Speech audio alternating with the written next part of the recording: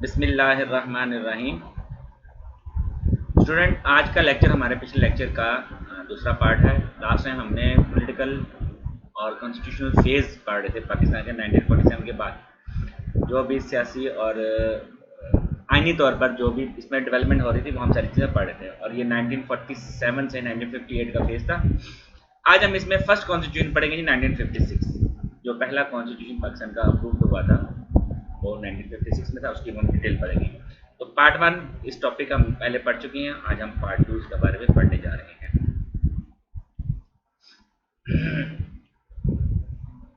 1956 का constitution. Prime minister Chaudhry Mohammad Ali, ये उस वक्त प्राइम मिनिस्टर थे पाकिस्तान के जब पाकिस्तान का पहला कॉन्स्टिट्यूशन लॉन्च किया गया। प्राइम मिनिस्टर चौधरी मोहम्मद अली ने और उनकी टीम ने बहुत हार्ड वर्किंग की है और उसमें एक बिल बनाया, ड्राफ्ट उसको किया और पाकिस्तान की कॉन्स्टिट्यूंट असेंबली में पेश किया गया जनवरी 9, 1956 में। और बिल बंगालियों ने इसको उस वक्त इसकी मुखालफत भी की थी। ठीक है, असल में ईस्ट पाकिस्तान के जो लोग थे वो उस वक्त जो है ना कुछ ज़्यादा चीज़ें डिमांड कर रहे थे, तो वो एक अलग टॉपिक इंशाल्लाह उसके बारे में भी हम बाद में फिर देखेंगे। इस वक्त हम कॉन्स्टिट्यूशन के बारे में पढ़े, तो इसके बाद हम आगे देखते हैं जी। अच्छा, हुआ ये कि 1947 में गवर्नर जनरल का होता जो है ना यहाँ पर था, ये हम पहले पिछले सब्जेक्ट में पढ़ चुके हैं।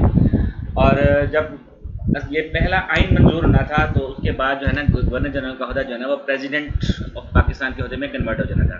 तो 23 मार्च 1956 को ये कॉन्स्टिट्यूशन जो है ना इन्फोर्स हुआ और नेशनल असेंबली थी, नेशनल असेंबली ने ये पास किया। तो गवर्नर जनरल का होता जो वो ख़त्म हो गया। सिकंदर मिर्ज़ा साहब ये उस वक्त गवर्नर जनरल थे। पाकिस्तान के last governor general Sikandar Mirza साहब हैं और उसके बाद ये पाकिस्तान के पहले प्रेसिडेंट भी यही बन गए थे, गवर्नर जनरल सिकंदर मिर्ज़ा। ये प्रेसिडेंट ऑफ पाकिस्तान भी यही थे। कॉन्स्टिट्यूशन की कुछ खूबियाँ। नंबर 1 की रिटन कॉन्स्टिट्यूशन। अच्छा, लास्ट टाइम हमने देखा था सब्जेक्ट में हमने पढ़ा भी था कि जी कॉन्स्टिट्यूशन रिटन से मुराद ये है कि जो कि पार्लियामेंट से अप्रूव्ड हो। तो इसमें जो चीज़ें याद रखने वाली हैं वो ये है कि जिसके 234 आर्टिकल्स थे, 13 पार्ट्स थे और 6 स्केड्यूल थे। 1956 के कॉन्स्टिट्यूशन में चीज़ें मंजूर हुई थी। प्रीएम्बल ये भी लास्ट टाइम हमने पढ़ लिया था कि डिसाइड ये किया था कि जितने भी कॉन्स्टिट्यूशन पाकिस्तान में बनेंगे तो सब कॉन्स्टिट्यूशन के जो स्टार्टिंग पॉइंट है ना, जो इफ्तिताहिया है या इब्तदाइया है, वो ऑब्जेक्टिव रेजोल्यूशन या ऑब्जेक्ट रेजोल्यूशन या करार मकासद ही होगा। और इसमें हमने वो चीज़ें एज इट इज़ ऐड कर दी गई। अच्छा, कॉन्स्टिट्यूशन बाग जो है ना वो रिजिड होते हैं, बाज फ्लेक्सिबल होते हैं। तो यहाँ पर कुछ जगह पर फ्लेक्सिबिलिटी भी शो की गई और कुछ जगह पर जो है ये इसमें रिजिडिटी और कुछ जगह पर फ्लेक्सिबिलिटी, दोनों चीज़ें इसके अंदर मौजूद थी। ठीक है, तो हालात के मुताबिक जो है कहीं पर यहाँ पर अमेंडमेंट करनी बहुत आसान थी और कहीं पर ऐसा भी हुआ कि अमेंडमेंट करनी काफ़ी मुश्किल भी साबित हुई। Islamic Republic of Pakistan, Pakistan का जो नाम था वो इस्लामिक रिपब्लिक ऑफ पाकिस्तान रखा गया। पाकिस्तान के पहले कॉन्स्टिट्यूशन में यही नाम था। Parliamentary form of government. अच्छा, पाकिस्तान में पार्लियामेंट्री फॉर्म ऑफ गवर्नमेंट को ही बनाया गया और आपको पता है पार्लियामेंट्री फॉर्म ऑफ गवर्नमेंट से मुराद यह है कि जहाँ पर प्रेसिडेंशियल सेटअप ना हो, पार्लियामेंट्री सेटअप हो और इख्तियारात सारे के सारे प्राइम मिनिस्टर के पास होते हैं। The prime minister was head of the government. ठीक है, और ये हेड ऑफ द गवर्नमेंट भी होता है, ये कैबिनेट का हेड भी होता है और ये पार्लियामेंट का मेंबर भी होता है, ये लीडर ऑफ द हाउस भी होता है और पार्लियामेंट इसको चुनती है, कौमी असम्बली नेशनल असम्बली इसको चुन लेती है। जबकि हेड ऑफ स्टेट जो है वो प्रेसिडेंट को कहा जाता है। तो प्राइम मिनिस्टर और प्रेसिडेंट में ये भी फ़र्क होता है। तो ये head of government. Federalism. Federalism का वर्ड जो है ना इसका मतलब ये है कि जी पाकिस्तान में फेडरेशन है, पाकिस्तान एक फेडरेशन का तहत चल रहा है। फेडरेशन से मुराद ये है कि सेंट्रल गवर्नमेंट है पाकिस्तान में, उस सेंट्रल गवर्नमेंट में अपना एक सेटअप है, प्राइम मिनिस्टर है, मिनिस्टर्स हैं, कैबिनेट है, नीचे पूरी नेशनल असेंबली है और फेडरल गवर्नमेंट के नीचे प्रोविंसेस हैं और प्रोविंसेस में प्रोविंशियल असेंबलीज भी चलती हैं। ये फेडरलिज्म इसको कहा जाता है। चेक एंड बैलेंस का सेटअप। दुनिया में जितने भी अच्छे पॉलिटिकल सेटअप हैं वो सारे के सारे चेक एंड बैलेंस के साथ चलते हैं। अच्छा, ब्रिटिश में ऐसा है कि वहाँ पर हेड ऑफ गवर्नमेंट तो प्राइम मिनिस्टर होता है, हेड ऑफ स्टेट जो है ना वो क्राउन, आजकल किंग हैं, माजी में क्वीन भी रही हैं। तो पाकिस्तान में उस क्राउन की जगह पर एक ओहदा क्रिएट किया गया, वो था जी प्रेसिडेंट का। और ये ओहदा जो है ना एज इट इज़ हमने मुस्तार लिया इंडिया से। इंडिया में भी यहाँ पर प्रेसिडेंट का ओहदा रखा गया था। तो प्रेसिडेंट जो है ना 1956 कॉन्स्टिट्यूशन में जो है ना ये जस्ट लाइक वही था, ठीक है। अच्छा जी, system of check and balance जो है ना इंट्रोड्यूस करवाया गया, यानी कि असेंबली जो है वो बिल पास करेगी, प्रेसिडेंट साहब उस पर साइन करेंगे, और प्रेसिडेंट के पास बाद जगहों पर इख्तियार रखे भी गए थे, फिर लिए भी गए। पाकिस्तान की मुख्तलिफ जगहों पर ये हालात ऐसे रहे, और उसके बाद अगर ये बिल पास होकर प्रेसिडेंट साइन भी कर दे और सुप्रीम कोर्ट जो है पाकिस्तान की जो सबसे बड़ी कोर्ट है वो उसकी तशरीह करेगी और वो ही देखेगी कि क्या ये पाकिस्तान के मेन फ्रेमवर्क ऑफ कॉन्स्टिट्यूशन से मुतसादिम तो नहीं। आपने बेशुमार ऐसी एग्जांपल्स देखी होंगी पाकिस्तान में कि सुप्रीम कोर्ट जो है ना ऐसे बनाए हुए कवानीन को नल एंड वाइड भी करार दे देती है। तो ये चेक एंड बैलेंस का सेटअप है और ये अच्छा सेटअप है, और ये पूरी दुनिया में ऐसा ही होता है और ऐसा होना भी चाहिए। फंडामेंटल राइट्स, ठीक है। तो फंडामेंटल राइट्स जो है ना वो हर पाकिस्तानी को मिलेंगे। असल में मतलब यही है कि जी हर रियासत जो है स्टेट वो अपने नेटिव पीपल की ना माँ का रोल प्ले करती है, तो वो सबके लिए फंडामेंटल राइट्स उसको प्रोवाइड करती है। और सुप्रीम कोर्ट जो है ना वो गार्डियन होती है, वो गारंटी करती है जी कि फंडामेंटल राइट्स जो है ना ये इन्फोर्स होंगे, और अगर कहीं पर मुल्क में ये काम ना हो तो सुप्रीम कोर्ट उस पर एक्शन भी ले सकती है। अच्छा जी, आजकल जो हमारा सेटअप चल रहा है वो है जी बाई कार्मेलिज्म। उसमें दो हाउसेस जो है ना चलते हैं। यहाँ पर यूनि सेटअप चल रहा था। यूनि सेटअप से मुराद ये है कि जी एक ही हाउस था जो कि नेशनल असम्बली थी, सेनेट उस वक्त अभी नहीं था, यानी कि जितने भी बिल पास हो रहे थे जस्ट नेशनल असम्बली से ही बिल पास होने थे, और नेशनल असम्बली से ही बिल पास उन दिनों में होते रहे। पाकिस्तान में सेकेंड हाउस जो है सेनेट का है वो 1973 में जो है ना वो बना भुट्टो साहब के दौर में। इससे पहले पाकिस्तान में नेशनल असम्बली ही हुआ करती थी, यही काम करती। जुडिशियल रिव्यू तो कॉन्स्टिट्यूशन में ये भी राइट प्रोवाइड किया गया कि जुडिशियल रिव्यू भी हो सकता है, ठीक है। The code could declare null and void any law which was against the constitution. ये अभी मैंने आपको पीछे बता दिया था कि जी जुडिशरी के पास ये राइट है।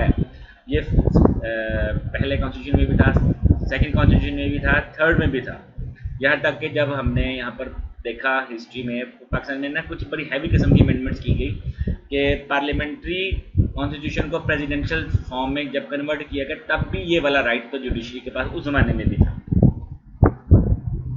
इस्लामिक प्रोविजंस, ये हमने लास्ट सब्जेक्ट में भी पढ़ा, लास्ट जो हमारा लेक्चर उसमें पढ़ा था कि सोवरेनिटी बिलोंग्स टू अल्लाह, और अल्लाह ताला जो है ना वो चूँकि पूरी कायनात का खालिक है और मालिक है, तो अल्लाह ताला के बनाए हुए किसी भी कानून की खिलाफ वर्जी हम नहीं कर सकते, ना उससे मुतसादिम कानून बनाए जा सकते हैं। तो ये डिसाइड कर दिया गया था कि जी पाकिस्तान में कोई भी कानून ऐसा नहीं होगा जो कि अल्लाह ताला के बनाए हुए कानून की खिलाफ वर्जी के तौर पर बनाया जाए। नेशनल लैंग्वेजेस, तो 1956 के कॉन्स्टिट्यूशन में पाकिस्तान में दो नेशनल लैंग्वेजेस जो है ना डिक्लेयर की गई थी, बंगाली और उर्दू। अच्छा, हुआ ये इससे जब 47 में पाकिस्तान बना तो पाकिस्तान की जो नेशनल लैंग्वेज बनाई गई थी वो एक थी, वो थी उर्दू। तो बंगाली उस वक्त जो ना अक्सरियत में थे, पूरे पाकिस्तान की तकरीबन 52% 53% जो पॉपुलेशन थी वो ईस्ट पाकिस्तान में रहती थी। तो रिमेनिंग पाकिस्तान वेस्ट पाकिस्तान में जो है ना ज़ाहिर है रिमेनिंग पॉपुलेशन इधर थी। तो बंगाली इस बात पे इतराज़ करते थे कि हम चूँकि अक्सरियत में हैं और हमें उर्दू बोलनी नहीं आती, उर्दू लिखनी नहीं आती, तो उर्दू लैंग्वेज क्यों है, दो क्यों नहीं है, जबकि आपके इस हिस्से में जिस हिस्से में बाकी इलाका था यहाँ पर भी सारे लोग उर्दू नहीं बोलते थे। पठान पश्तो, बलोची, बलोच, सिंधी जो है ना सिंधी ज़बान बोलते थे। फिर और भी ज़बानें जैसे पंजाब के अंदर इवन बेशुमार और ज़बानें बोली जाती हैं। तो उन्होंने कहा जी उर्दू बोलेंगे तो बहुत कम है, तो ये उर्दू लैंग्वेज क्यों बनाई गई है नेशनल लैंग्वेज। तो 56 कॉन्स्टिट्यूशन में हमें दो लैंग्वेजेस को ना इस पर अप्रूव करवा दिया, यदि दो लैंग्वेजेस पाकिस्तान में होंगी। दुनिया के कई ऐसे ममालिक हैं जहाँ पर नेशनल लैंग्वेज एक से ज़ायद अवेलेबल है। इंडिपेंडेंस ऑफ जुडिशरी, पाकिस्तान का कॉन्स्टिट्यूशन जो है 56 का वो ये बात गारंटी करता था कि जुडिशरी जो है ना इंडिपेंडेंस के तौर जो है ना वो उसके बाद खुद मुख्तारी होगी, वो इंडिपेंडेंटली काम करेगी, जजों को अपॉइंट किया जाएगा हेड ऑफ स्टेट के तहत, और वो अगर किसी जज को उसके ओहदे से हटाना हो तो इसके लिए एक मखसूस तरीक़ाकार है जिसको इम्पीचमेंट बोलते हैं। इसके अलावा उस जज को हटाया नहीं जा सकता, उसके लिए प्रोसीजर था जो कि इतना आसान नहीं था। तो जुडिशरी के लिए इसीलिए था कि वो इंडिपेंडेंटली वो काम करे और किसी के प्रेशर में ना आए। अच्छा, कुछ ऐसे डिपार्टमेंट्स थे, कुछ ऐसे कवानीन थे, कुछ ऐसे मिनिस्ट्रीज थी जो कि फेडरल गवर्नमेंट के पास थी, सेंट्रल गवर्नमेंट के पास, कुछ प्रोविंशियल गवर्नमेंट के पास थी, कुछ दोनों के पास थी। ठीक है, तो यहाँ पर हमें कुछ चीज़ें ना अलग अलग भी हमने डिफ्रेंशिएट करना है। The center was authorized to legislate on all matter which were enumerated in the federal legislative list. मसलन डिफेंस जो है ना वो 100% फेडरल गवर्नमेंट के पास होता है, करेंसी वो भी उसी के पास होता है, इसलिए फॉरेन अफेयर ये भी फेडरल गवर्नमेंट के पास होता है। इसी तरह पाकिस्तान में पानी, वापदा का इशू, इस तरह की कई चीज़ें ऐसी हैं जो कि जस्ट फेडरल गवर्नमेंट ही ट्रीट करती हैं। कुछ चीज़ें ऐसी हैं जो कि प्रोविंशियल गवर्नमेंट के पास होती है और प्रोविंशियल लेजिस्लेशन ही इस पर काम करती है, जो सूबाई असम्बलीज होती हैं वही इस पर काम करती हैं। जैसे कि लोकल बॉडीज़ का तमाम सेटअप जो है ना ये प्रोविंशियल गवर्नमेंट्स के पास ही होता है। इसी तरह आपने महसूल चुंगियों का लफ्ज़ सुना होगा, यहाँ तक कि गली महलों का बनाना, उनका काम करना, किसी ख़ास इलाके में डिस्पेंसरी का स्टार्ट करना, ये सारे के सारे प्रोविंशियल काम होते हैं। ये इसमें फेडरल गवर्नमेंट का रोल बहुत कम होता है, लेकिन पाकिस्तान जैसे मुल्कों में तो खैर फेडरल गवर्नमेंट भी बात इस तरह काम कर रही होती है। एक्चुअली ये प्रोविंशियल गवर्नमेंट्स का काम होते हैं, तो ये प्रोविंशियल गवर्नमेंट्स को ही ये चीज़ें दी जाती हैं। कुछ ऐसी चीज़ें हैं जहाँ पर दोनों के पास ये इख्तियारात होते हैं, दोनों ही ये काम करते हैं। जैसे कि एजुकेशन का डिपार्टमेंट है, एजुकेशन दोनों से प्रोविंशियल भी मैटर है और फेडरल मैटर भी है। इसी तरह हेल्थ जो है प्रोविंशियल मैटर भी है और ये भी है, कुछ इधर है कुछ उधर है और कुछ इधर है, कुछ जहाँ पर दोनों चीज़ें कंबाइन कर दी गई हैं। ठीक है, तो स्टूडेंट ये 1956 का कॉन्स्टिट्यूशन है